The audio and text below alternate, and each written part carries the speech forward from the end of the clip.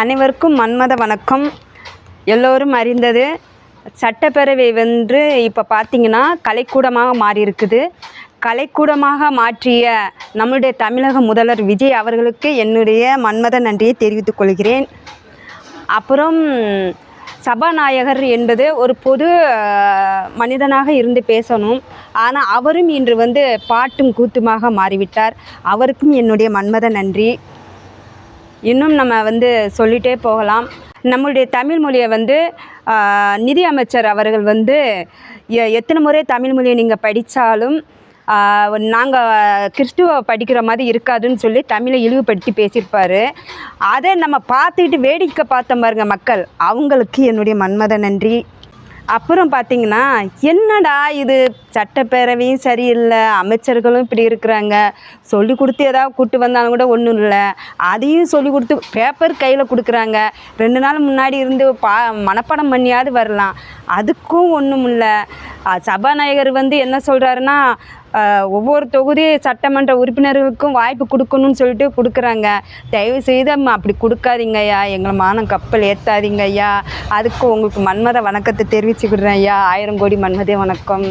ஏன்னா தமிழ் என்பது எவ்வளோ பெரிய அறியப்பட்ட மொழிங்கிறது எல்லாத்துக்குமே தெரியும். அதை ஒரு சட்டப்பேரவையில் இவ்வளவு என்ன சொல்கிறது, வாயிலும் வரல, இழிவாக பேசுகிறார்கள். அதுக்கு ஒரு தமிழ் அறிஞர்கள் யாருமே கண்டனம் தெரிவிக்கலை. தமிழ் மொழியை ஒரு சட்டப்பேரவையில் ஒரு இழிவாக பேசுகின்றார்கள். தமிழ் இலக்கியம் சார்ந்தவர்கள், தமிழ் வல்லுநர்கள் எங்கே இருக்கீங்க அப்படின்னு பார்த்தா எங்கேயுமே இல்லை.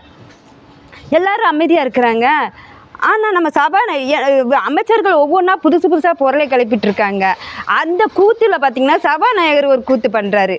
அதாவது யார் என்ன நினச்சாலும் வர முடியாது, ஆனால் பைபிளில் படித்தா மட்டும்தான் வர முடியும், பைபிளை நீங்கள் படித்தா அதன்படி நடந்தால் மட்டும்தான் வர முடியுங்கிறாரு. அப்படின்னா எனக்கு ஒன்றும் புரியலையே. அந்த திராவிட கட்சிகள் பைபிள் படிக்கலை, அதனால தான் வர முடியலைன்னு சொல்கிறீங்களா? பிறப்போக்கும் எல்லாம் உயிருக்கும் என்ன சொல்கிறீங்க? அப்புறம் அந்த சட்டப்பேரவையில் எல்லா மொழி அதாவது எல்லா மொழி பேசுகிறவங்களும் இருக்கிறாங்க, ஆனால் மதத்தை சார்ந்தவங்க இருக்காங்கல்ல, அப்போ அவங்க மனசு புண்படாதா? நீங்கள் ஏன் ஒருபலபட்சமாக கிறிஸ்துவங்களை மட்டும் நீங்கள் பேசுகிற வேண்டிய காரணம் என்ன? இது மத கலவரத்தை தூண்டி விடாதா? நீங்கள் சட்டப்பேரவையில் எடுத்து உரைக்கின்ற வார்த்தைகள் எல்லாமே மக்களிடம் போய் கொண்டு சேரும்போது உங்களுக்கு தெரியாதா? அப்போ இது சரியான முறையில் அணுகுமுறை இல்லை. இது நீங்கள் தயவு செய்து நீங்கள் பிறப்போக்கும் எல்லா உயிருக்கும் இருக்குல்ல, அந்த வாக்கியத்தை எடுத்துட்டு உங்கள் பைபிளில் ஒரு வாக்கியம் இருக்குல்ல, அந்த வாக்கியத்தை நீங்கள் போட்டுக்குங்க, உங்களுக்கு சரியாக இருக்கும். அதாவது பார்த்திங்கன்னா, அண்ணன் சீமான் அவர்களை வீழ்த்தணும்னா இந்த திராவிடம் ஒரு ஆயுதத்தை தூக்கிட்டு வரும். எந்த ஆயுதம்னா, அவங்கள கூட்டிகிட்டு ஒரு காணொலியை போட வைப்பாங்க. ஆனால் அந்த காணொலி தான் அவங்களுக்கு வச்சது ஆப்பு, திராவிடம் வீழ்ந்தது. அதே இப்போ பார்த்திங்கன்னா பின்தொடர்றாங்க இந்த டிவிக்கே ஆச்சு. ஏன்னா இணையதளத்தில் யாரோ அத்தன்னு சொல்கிறாங்க, அந்த யார் சோனியான்னு நினைக்கிறேன். அந்த சோனியா அவங்க ஐடியில் பார்த்திங்கன்னா இவங்க காணொலி ஃபுல்லாகவே இருக்குது. இந்த டிவிக்கு அரசுமே கடைசி ஆயுதமாக கொண்டு நிறுத்தியிருக்குது என்றால் அது இவங்க தான். இவங்களை வச்சு காணொலி எடுத்து போட்டுட்ருக்காங்க. இந்த ஆயுதத்தை வச்சு உங்களை நாங்கள் வீழ்த்துவது உறுதி, நாங்கள் வெல்வோம் கண்டிப்பாக. நீங்கள் சீரோ கட்சி அப்படின்னு சொல்லும் போதே நீங்கள் யாரை தூக்கிட்டு கொண்டாந்து விடுறீங்கன்னு தெரியுதா? அப்புறம் அவங்கள வச்சே உங்களுக்கு ஆப்பு இருக்குது, நாங்கள் வெல்வது உறுதி. இது கொண்டு போய் நாங்கள் பயந்துக்கிட்டு எம்மாடி ஆத்தாடி அவங்க வந்துட்டாங்களே அப்படி பயப்படவே மாட்டோம்.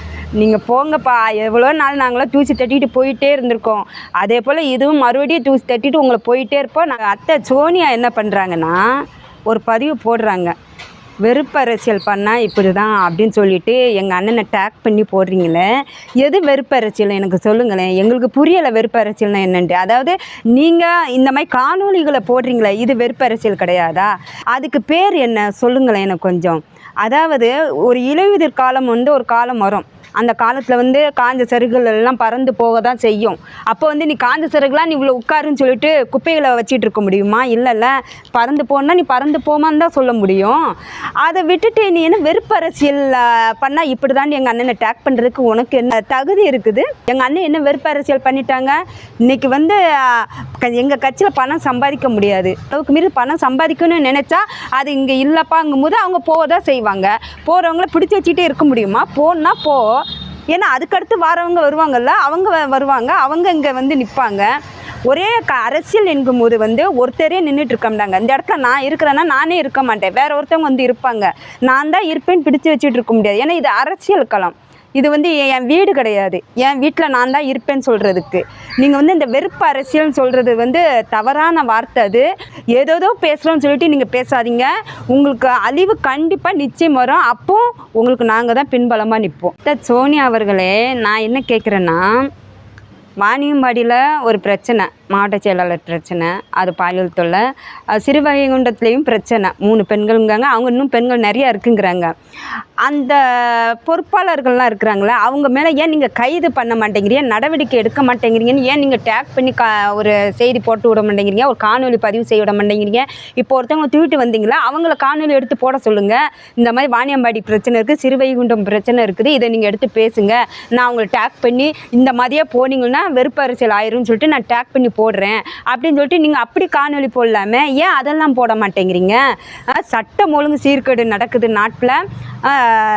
காவல்துறை கணவன் மனைவிக்குள்ள பிரச்சனை இல்லை, காவல்துறை இறந்துட்டாங்க, அது சட்ட ஒழுங்கு சீர்கேடு தானே.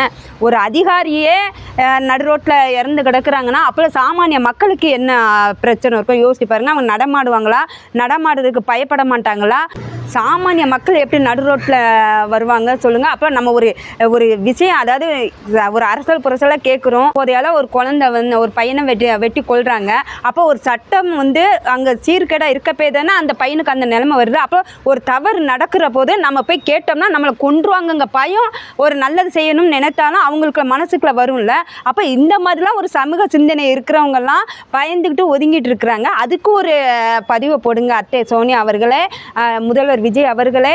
நீங்கள் வந்து இதுக்கு வந்து சரியான முடிவை முன்னெடுங்க அப்படின்னு சொல்லிட்டு அவரை ஒரு டேக் பண்ணி பண்ணுங்க. இல்லைன்னா வெறுப்பரசியல் வந்துடும் சொல்லிட்டு ஒரு டேக் பண்ணி போடுங்க. அதெல்லாம் ஏன் செய்ய மாட்டேங்கிறீங்க?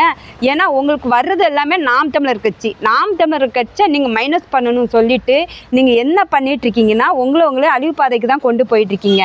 நாங்கள் வளர்ந்துட்டுலாம் இருக்கோம், நாங்கள் இங்கே எங்களுடைய வேலைகள் இங்கே நடந்துட்டு தான் இருக்குது. ஆனால் இப்போ எங்கே பார்த்தாலும் பெண்களுக்கு பாலியல் தொல்லை நடந்துட்டு இருக்குது. சிங்கப்பெண் திட்டத்தை கேளுங்க அத்தை சோனி அவர்களே. சிங்கப்பெண் காணோம், அவங்கள எங்கேயாவது தேடி பிடிச்சி கொடுங்க அத்தை சோனி அவர்களே. சிங்கப்பெண்களை காணோம். நானும் அந்த உடை போட்டிருக்கவங்கள ஒரு நேரமாக பார்த்துடலாமான்னு பார்க்குறேன். கொஞ்சம் அவங்கள கண்டுபிடிச்சி கொடுங்க அத்தை அவர்களே, அத்தை சோனி அவர்களே. அப்புறம் இன்னொரு விஷயம் என்னென்னா, நான் ஏற்கனவே சொல்லியிருந்த மாதிரி தான் அங்கங்கே பாலியல் தொல்லை நடக்குது. உங்கள் கட்சிக்காரங்களாலே பாலியல் தொல்லை நடக்குது. பெண்கள் வெளியே நடமாட முடியலை. ஏற்கனவே நீங்கள் டிவிக்கு கட்சி பொறுப்பாளர்களால் நிறையா கமெண்ட்லலாம் செய்தி கேட்டிருக்கேன், பார்த்துருக்கேன். மறுபடியும் நீங்கள் தைரியமான பெண்ணாக இருந்தால் இதுக்கெல்லாம் கேட்டு ஒரு குரல் எழுப்புங்களே பார்ப்போம். யாருக்கு டேக் பண்ணுறீங்கன்னா நம்மளுடைய முதல்வர் விஜய் அவர்களுக்கு டேக் பண்ணுங்கள், அந்த பகுதி அமைச்சர் அவருக்கு டேக் பண்ணுங்கள். இப்படி உங்களுக்கு யாரை தெரியுமோ நீங்கள் டேக் பண்ணி போட்டு பாருங்களேன், அப்புறம் பார்ப்போம் நம்ம.